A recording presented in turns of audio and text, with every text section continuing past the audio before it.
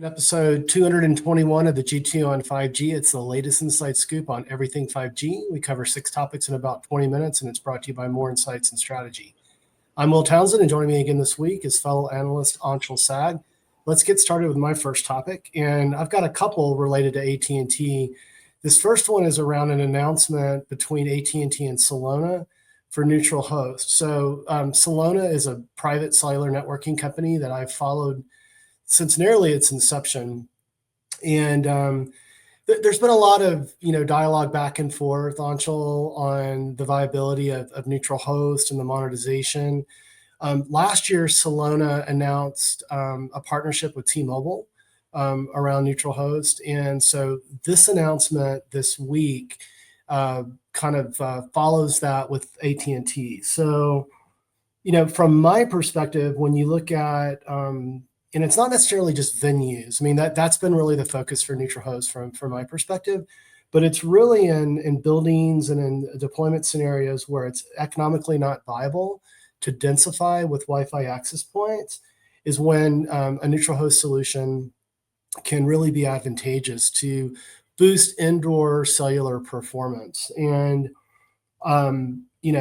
but getting back to venues, DAS solutions tend to be very expensive, and you've got greenfield, you've got brownfield considerations there. What I like about what Celona is doing is it can supplement DAS and very large sporting venues and concert venues and that sort of thing. But then at the same time, it can provide a very economically viable alternative when densifying with Wi-Fi access points just isn't feasible. So with this announcement, Stanford Healthcare was also highlighted as a use case. So they're deploying private networking and a neutral host solution to deliver point of care. And in fact, the Celona management team is going to afford me the opportunity to speak with them. And I'm hoping to write a research note or an analyst insight on our website in the near future. But what do you think about all that? I think Celona's definitely kind of the leader in this space. Mm-hmm. I didn't really know that they did a lot of neutral host stuff. Fairly new. Like I said, T-Mobile was the first announcement last year. Yeah, because I knew that they did a lot of private 5G networks for stadiums. I think they even helped build one out here in San Diego. Yeah. But yeah, it seems like, it's really about providing a secondary infrastructure that can kind of coexist with other infrastructure. And in general, it seems like, they're on a roll with anything that they do. Yeah. And it also seems like they're very focused, which I think is part of their success. And I just think that Celona, signing a pretty big deal with AT&T is a major step forward for them in this area. Yeah, no, I totally agree. And by the way, it's also supporting AT&T FirstNet as well. And just a final few points before we move to your first topic. What I like about their infrastructure, it's a complete end-to-end solution. So they provide core and radio and the software layer. They offer microsegmentation, which is sort of akin to network slicing as well. And what I also like about their radio infrastructure is that it supports both LTE and 5G. So there's a lot of flexibility there. I mean, there are a lot of use cases that leverage LTE, but then if a company starts with LTE and they want to move to 5G, it's simply it's a software upgrade. So provides a tremendous amount of flexibility. It is CBRS, right? So I need to state that. So it's not an end-all be-all replacement. It's an augmentation, to your point, to supplement connectivity in areas like, think about, in a hospital that's very dense with metal and, metal equipment, and, that sort of thing, basements and that sort of thing. And, it's a solution where customers can sort of start small, see how they like it, and then they can broaden it. And the opportunity, again, I think beyond venues is immense when you look at, use cases that span not only healthcare, but retail, light manufacturing, heavy manufacturing, logistics, and whatnot. So pretty compelling stuff. But like I mentioned, I'm hoping to get the chance to speak with Stanford Healthcare and be able to share those insights with our viewers and listeners at a future date. But with that, let's go to your first topic. You want to talk about HP Go's new connected PC 5G experience, and this was announced in Amplify, right? Just recently. Yeah, so this was announced at HP Amplify 2 weeks ago now. Mm-hmm. And I didn't actually get an opportunity to talk about like or even learn about much detail about it, because you go online, I'm online right now, there's like a paragraph this big about it. Um, and I actually got a briefing last week that kind of illuminated more about the program and how it works and all these things.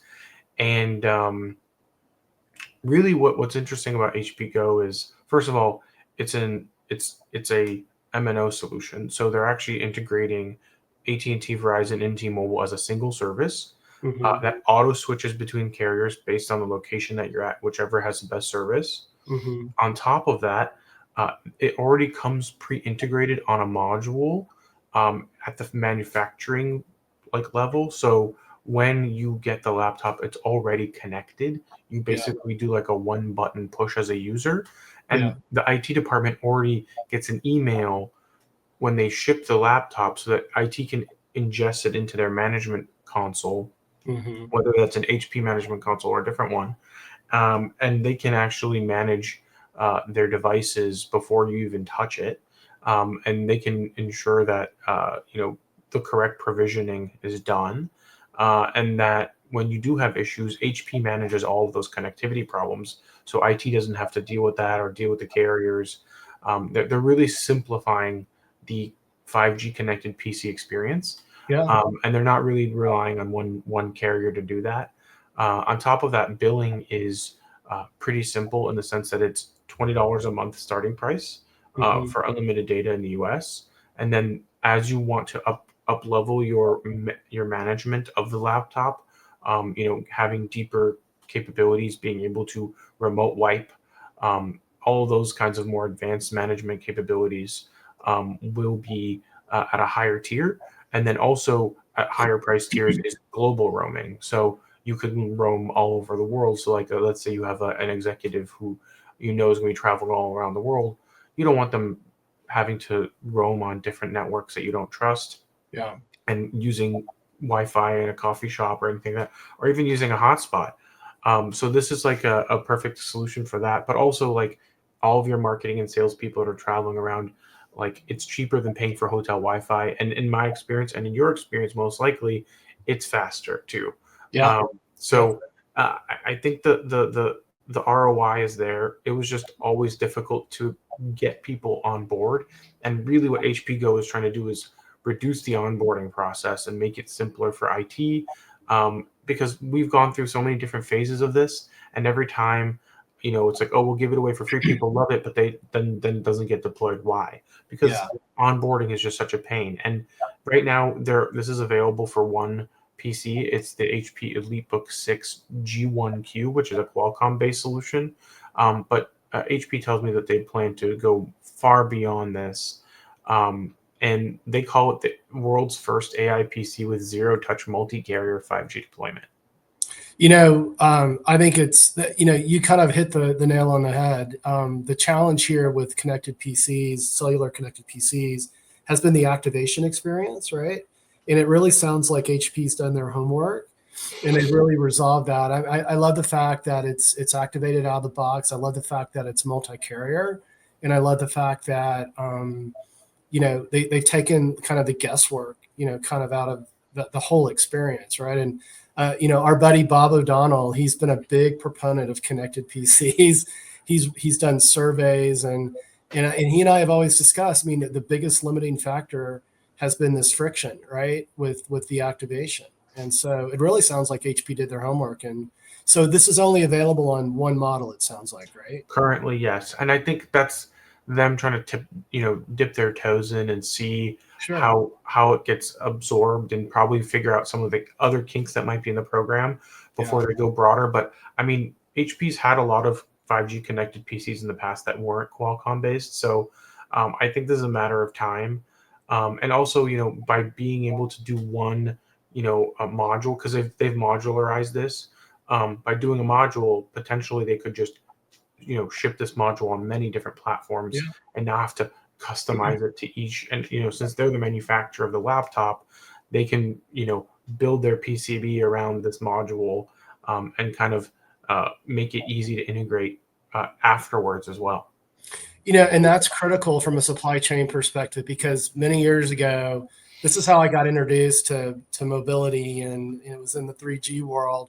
But I was with Dell at the time, and I was in worldwide procurement, and I was working on activating mobile broadband connectivity on the Dell Latitude notebooks. And one of the challenges was, do we burden the bill of material with this at the time, a very expensive cellular modem, in the hopes of getting an activation, and there was a bounty that was paid from the operator to Dell, and I was managing the relationship with Thales and AT&T, ironically at the time, and so it was always chicken and egg. It's like, well, can we get the value for the increase in the cost, right? Because it wrecks the profitability if you can't. And so that modular approach, I mean, it really sounds solid. They figured out the whole user experience and the activation, and they figured out the supply chain. So pretty compelling stuff, man. Very cool. Well, hey, let's go to my second topic, and it's a gratuitous plug for a research note that I recently posted to the More Insights and Strategy website. I had the opportunity to spend time with the Dallas Cowboys and understand what they are doing to provide secure connectivity, not only for their back office and front office operations, but for users that visit AT&T Stadium in Dallas. And it's pretty compelling. The one thing that Matt Messick and I talked about, and Matt is the CTO for the Cowboys. He also manages Jerry Jones, IT needs across multiple businesses. I mean, I learned quite a bit. I mean, Mr. Jones is quite an entrepreneur. He has many businesses, beyond just, being the owner and the general manager of the Dallas Cowboys. But one of the things Matt and I talked about was the concern around security. And if you think about it, the Dallas Cowboys have a big star or target, painted on them. They are the most valuable sport franchise in the world, worth, I think, nearly $11 billion.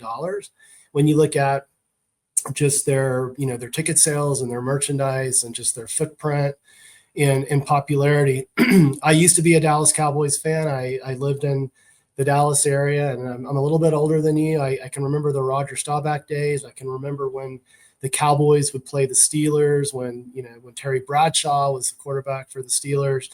And so security is a huge issue. So what was publicly announced most recently was that the Dallas Cowboys are employing AT&T's dynamic defense to secure the inline connection and circuit into AT&T Stadium.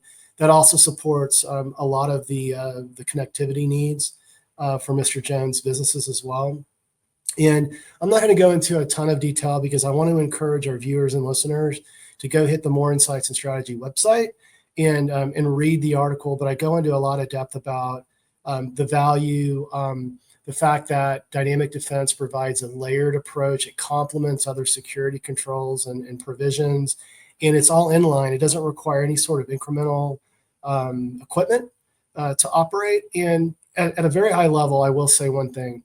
What I really like about it is that it provides the ability to filter out and weed out a lot of the noise and the alerting, and allow Matt and his team to really focus on what are the critical threat vectors and attacks that are coming in that could potentially, thwart operations, create denial of service, or bring down the entire network during a Taylor Swift concert, right? So again, from my perspective, it's very innovative. The other piece of the article, I focus on Extenet. So they've been the Cowboys partner since the inception of building that massive venue in Dallas or in Arlington. And in the article, I do talk to one of Extenet's executives about what they have done to improve the connectivity experience from a mobility perspective, from a fiber perspective. And so again, I encourage our viewers and listeners to go read that article.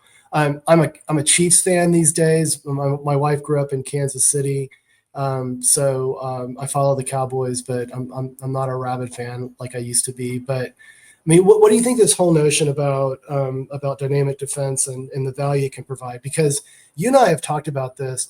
Mobile networks are huge targets by threat actors because there are massive numbers of subscribers on these networks.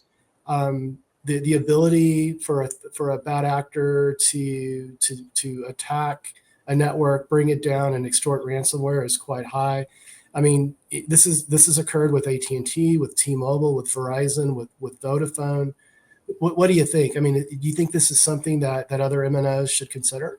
I mean, I think yes. I also think, a lot of these venues end up becoming a single point of failure. Yeah. So, let's say Cowboy Stadium probably has a couple lines of fiber going into it. Mm-hmm. But if you were to take out the right one, it might not actually have enough bandwidth to keep the venue running, let alone serve customers. So I think just being able to lean, because these are public venues now, and people are becoming more and more dependent on these venues Yeah. to provide connectivity. Let's say not even for entertainment purposes, just for safety. Mm-hmm. So I think it's one of those things where um, it will probably become mandated at some point that there be more security at these venues, simply Mm-hmm. because they become bigger points of attack for bad actors, whether that's someone with malicious software intent or malicious physical intent. Yeah. Um, and if you wanted to inflict harm, you would want to make sure that there's no way for people to communicate. So I think that there's inherently going to be a need for more security at these venues, because this is probably where one of the few places where you have so many people in Yeah. such a small space. And this is a public safety nightmare if connectivity goes down. You are echoing the exact point that the Exonet executive mentioned to me. He mentioned that the best level of security that you can provide in a large venue is connectivity, to your point, right? So that if you need to contact, a first responder, heaven forbid, if something happens, a criminal activity, or you have a health issue, and I know we're both busy and we don't get an opportunity to read each other's articles, but you're echoing kind of the punctuation that I highlighted with the Exonet executive. So I don't even get to read my own article. I know, man. I don't get to either, man. But hey, it's the life of an analyst, right? But hey, let's go to your second topic, and you want to talk about Disney and using T-Mobile 5G for a new Lilo and Stitch live action film production. And I'm just gonna do another call out to my wife Megan. She's a huge Lilo and Stitch fan, so I didn't Oh, catch this. really? Yeah, she really is. So I want Well, to. I can do a perfect Stitch. Oh, do it real quick. Stitch, my little Stitch. That's Pretty scary. good. Pretty good, right? I'm gonna get her to Um, watch this video, man. I'm gonna get her to watch it. so I'm a big fan of Lilo and Stitch as well. Yeah. The original animated movie, which is why I can do a Stitch voice. Um, but basically, this is from a partnership that T-Mobile actually started in 2022, which makes sense because live film productions usually take a couple years to shoot, edit, and publish. So this Mm-hmm. movie's coming out in a month, on May 23rd. And this is kind of like, I think this is kind of like a co-marketing deal, in my opinion, because uh, they did this probably in 2023 or 2024, and they were doing live shoots in Hawaii because Lilo and Stitch is based in Hawaii. If you Mm-hmm. don't know about the story, Lilo and Stitch is about an alien who lands on Earth, and a girl mistakes him for a dog and makes her his pet, but he's actually like a fugitive from a foreign, alien empire. And he's actually very dangerous and could, easily kill someone. But he's like, takes on being her pet. But they use real people in this production. This really being shot in Hawaii. Uh-huh. So Disney is based out of Burbank, and that's where a lot of their production happens. And they are basically, as they're filming, they want to review the footage and ensure that the shots that need to be gotten are good and can be, usable in the film. And part of that is sending those dailies back to the studio so they can be reviewed by the editors and get the movie moving. And part of that is they got to stream this stuff and move all these drives over to the U.S. across the Pacific. Sometimes those have to physically be flown. Other times they're using fiber lines. But the fastest way to get this done is actually to stream it in real time from the film set straight to Burbank, and that's what they're doing with T-Mobile 5G.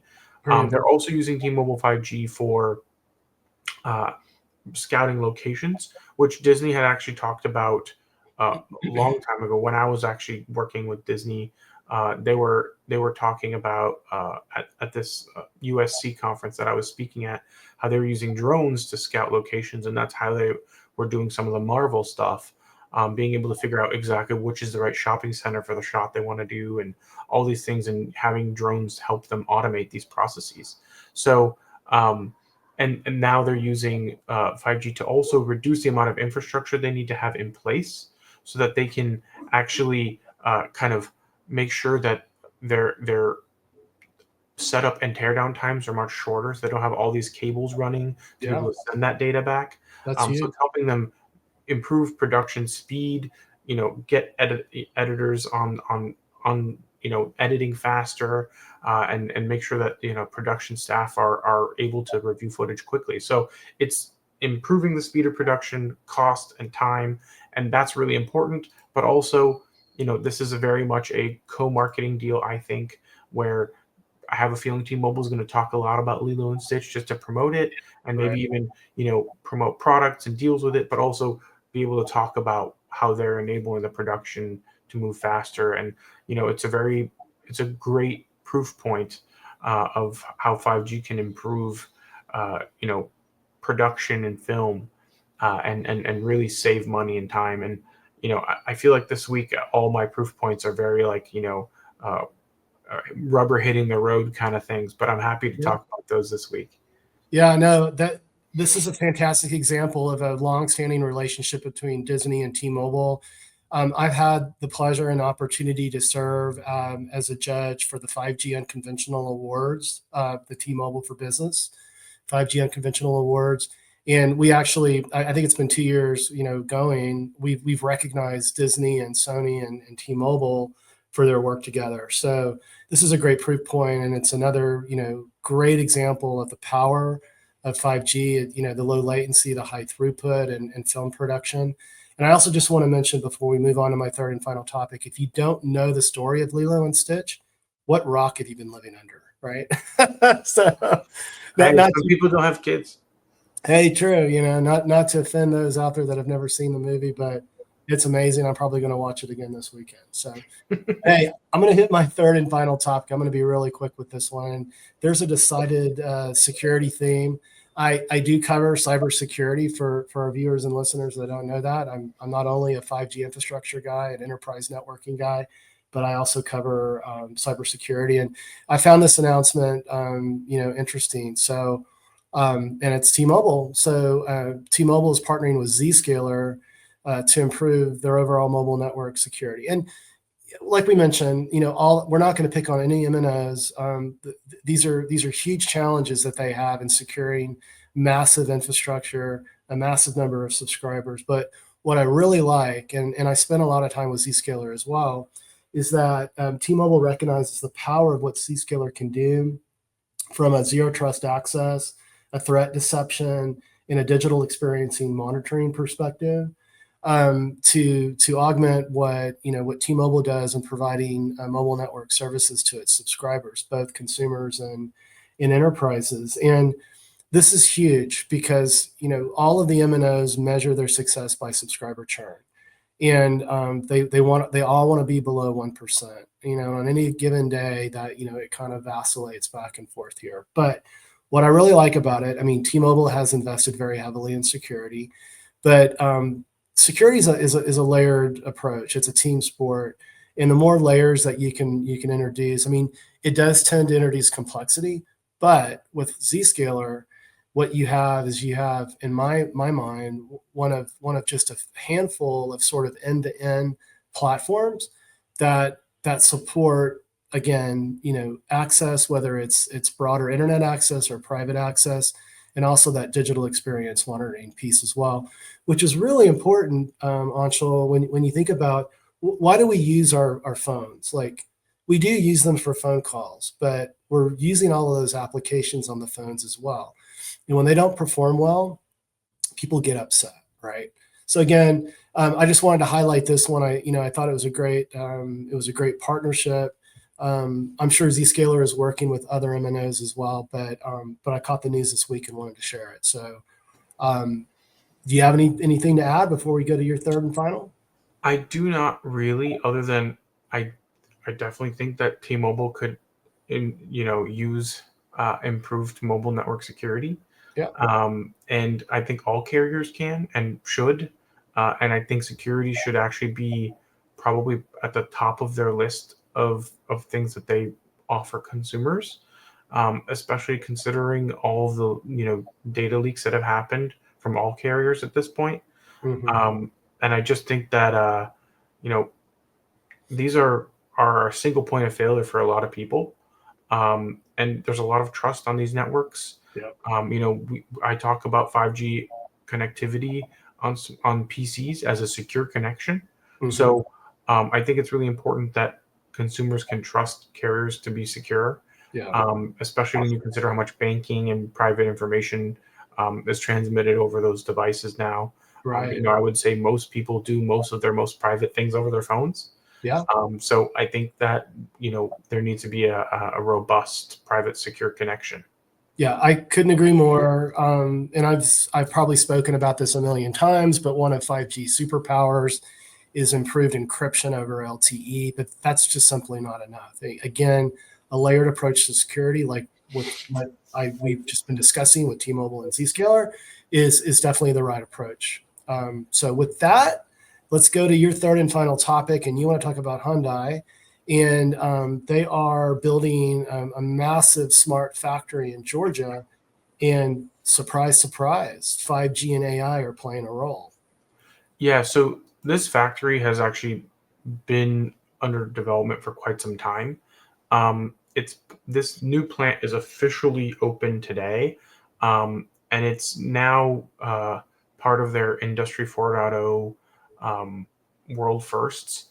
It's called the HMG Mega Plant America, so Hyundai Motor Group Mega Plant America. The full name is HMGMA, and basically it's a factory that costs $7.5 billion to build, and it mostly does this for electric vehicles. So it's going to be for the Ioniq 5, which rolled off the line last year, and we'll also build the Ioniq 9, as well as some Genesis vehicles down the road. And it will produce 300,000 vehicles per year in the first year, and then move up to 500,000 vehicles per year in the future. And it uses a lot of AI and some private 5G to do extremely high levels of automation, which is how you're able to produce 300,000 vehicles with only 1,200 workers. Yeah. So it's very similar, I would say, to almost like a fab, in the sense I was that going to say the investment level, Anshul, is I mean, it's not quite a full fab, right? But it's like a semiconductor fab. yeah, and they say that it's North America's largest and most advanced smart factory. Mm-hmm. Um, but I'm not sure if that necessarily. I mean, it probably takes up more space than a fab just because of the vehicles and all the parts. But also part of this is they have a joint venture with LG to create batteries for these vehicles, and then on top of that, they're also building a a steel mill in Louisiana for $5.8 billion that will enable the capacity to increase by 60% to 500,000 vehicles per year. Wow. So they're building in the U.S., which is why I get really frustrated when I hear about tariffs on cars, That's actually exempt now. People don't realize that, but autos and auto parts are exempt from the tariffs that dropped yesterday. Oh, that's good to hear. Yeah. Yeah, because it would have been really stupid considering how much BMW, Mercedes, Yeah, and Hyundai have invested in the U.S. Like, exactly. probably it's over $100 billion, probably. One sec, I've got a barking dog. That's okay. Um, Sorry about that. No, But yeah, he's quite loud. But yeah, I think that in general there's a really strong. I might have to grab him. Uh, there's a really strong focus here on AI and 5G, and there's a video I'll link to in the description where you yeah, can see there's drones, there's robots, there's AGVs, there's all kinds of automation occurring that you would expect to be at this level in this way, and it will enable scale, and it will enable cost, and these will be competitive vehicles both technologically and in terms of quality. yeah. And yeah, it's just quite clear that um, that they've made the investment and they're using the right technology, Mhm. and that 5G is a big component of enabling this kind of automation, and also investment in the U.S. Yeah, I continue to be impressed with Hyundai. They, when they launched, I mean, they did heavy machinery, like Mitsubishi for many years, got it in the market. Were sort of, considered a value kind of car. They've moved up through the ranks, and then they've really been just killing it in EVs, right? And from my perspective, they're a leader in that category, and making this investment not only in the U.S. is super positive, but it sort of echoes their technology And capabilities, right?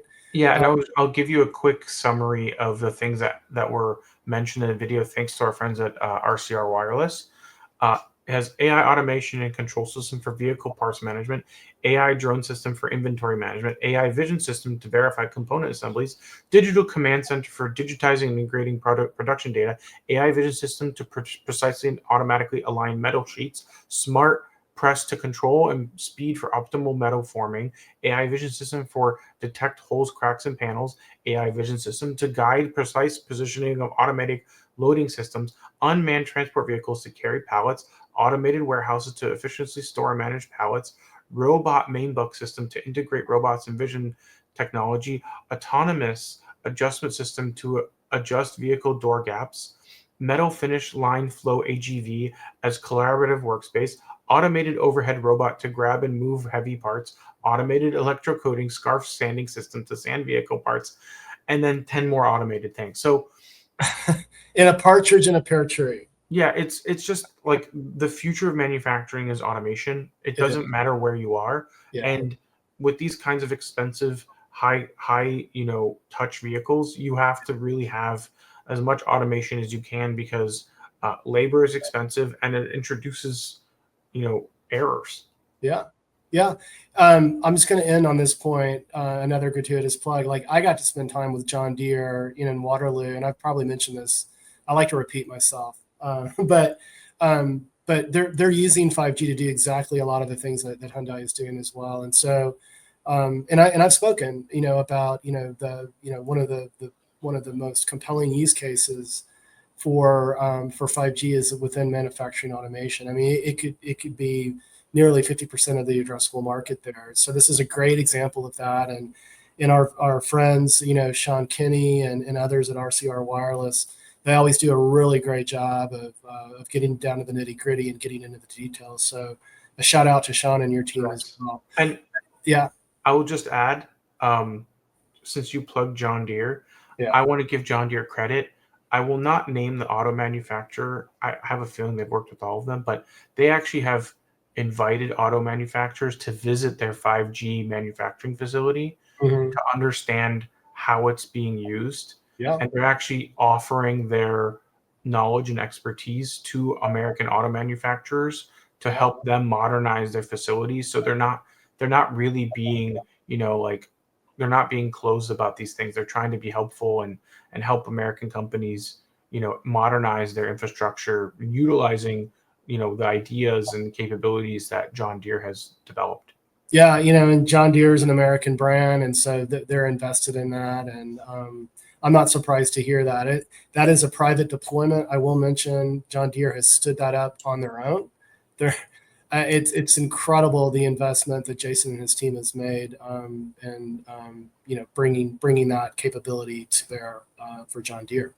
But hey, it's been a great podcast, man. We've really gone deep, and I'm in Amarillo. I've been in Colorado this week. I'm headed back home, but why don't you take us home? Absolutely. We hope our viewers and listeners found this week's topics interesting. And if anyone would like to reach out to us about a specific 5G topic for a future podcast, please reach out to us on social media. Will's at Whaletown Tech, and I'm at Anshul Sag. We hope you have a great weekend, and please tune in again next week. And don't forget to rate us and subscribe.